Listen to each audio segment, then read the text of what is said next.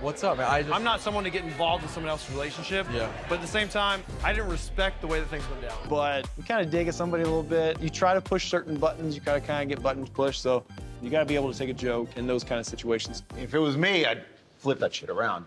Hey, what's up, everybody? It's Nick Davenport, aka Mr. Mental Muscle, your favorite applied psychologist. We're back with another episode on the Mental Breakdown channel. Now, we're back talking about Love is Blind. Yeah, that's right. I made several videos about this back in November, and they got a lot of traction. And I broke down different topics such as cheating, gaslighting, being successful in a relationship using Love is Blind. Now, Love is Blind just dropped the After the Altar 3 episodes, and I saw some interesting concepts in that. Now, one of I noticed was a dynamic between Cole and Brennon, more specifically Brennon, and he had some choice words for Cole. Now, what I saw in this was it seemed like while he may have had a point to what he was saying, it wasn't directly coming from Cole. From what I've known, things were negative, okay? Yeah.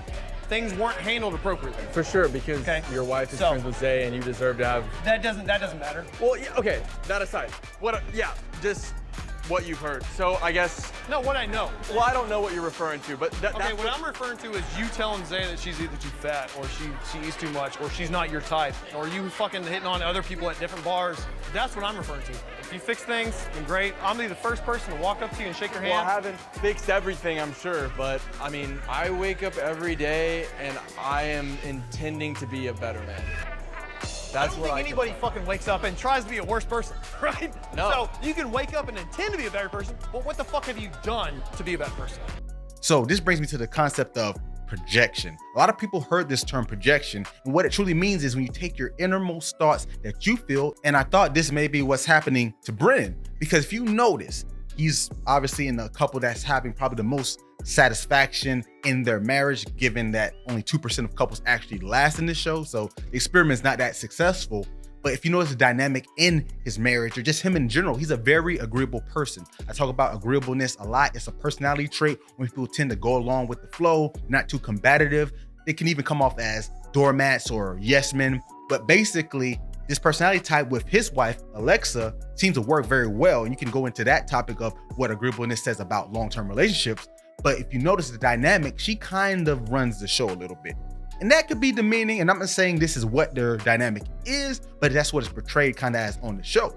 But going even further to that relationship, her father, so Brennon's father-in-law, lots of time he comes for him, and that might be the father-in-law's personality, but Brennon rarely ever stands up for herself. There's even a scene in the show where the father-in-law comes directly at Brennon, kind of clowning him, and Brennon doesn't say anything, and then the father-in-law actually says, if it was me, I would have came back. Why don't you give a redo of your speech for our wedding right here, right now? You want to be honest? Yeah. Okay. Well, I hate him.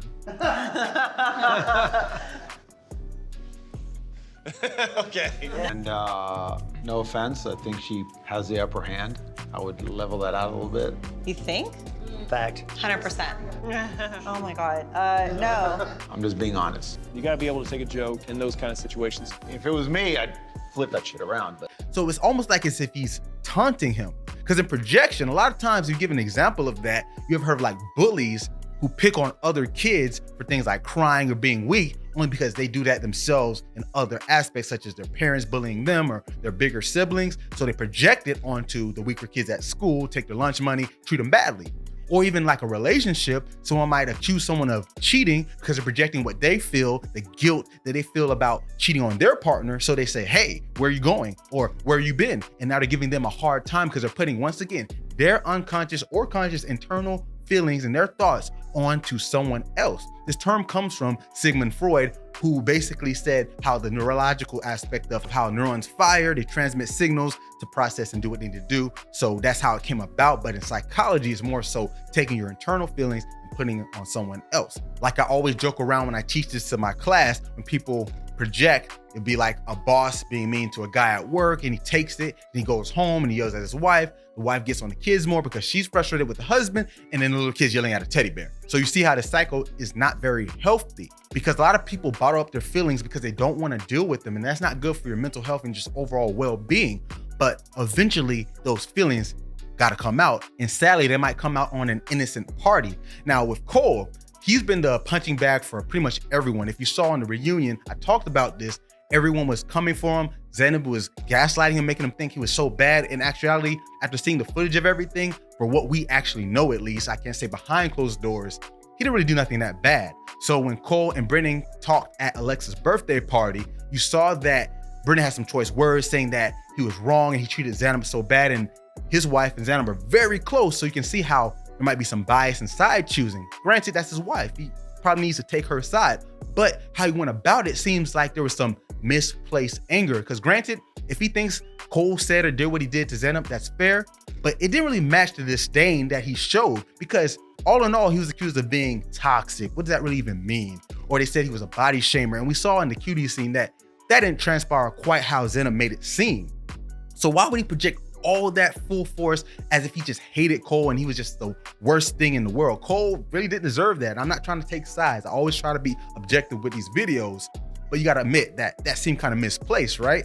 So going back to projection, if you constantly have your father-in-law, because granted, that's what we see on camera, that guy might be a jokester, and some people joke like that. Some people can take it, some people can't. Now, an agreeable person probably can't take it as well because they're gonna internalize it because they're a little more sentimental. And you can tell just from seeing him on camera, he is a sentimental guy, and there's nothing wrong with that. That makes for a great husband, a great lover. But the feelings gotta come out eventually. So I felt like they all spewed out on Cole in that interaction, and Cole took it and said, you know what? I'm sorry, he apologized, and he's constantly apologizing. But the point is, why put that on him instead of what? Standing up for yourself? Because this isn't healthy. It might seem beneficial in the time. Yes, you get to let it out finally.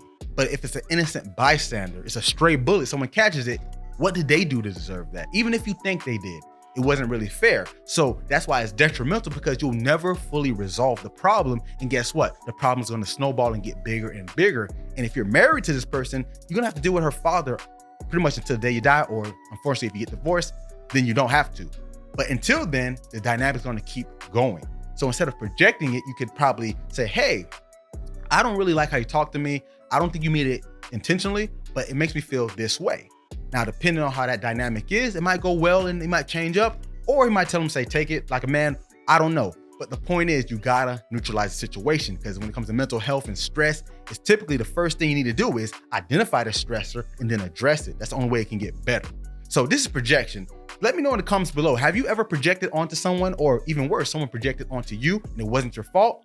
Let me know below. And as always, guys, thanks for letting me break it down and get your mind right.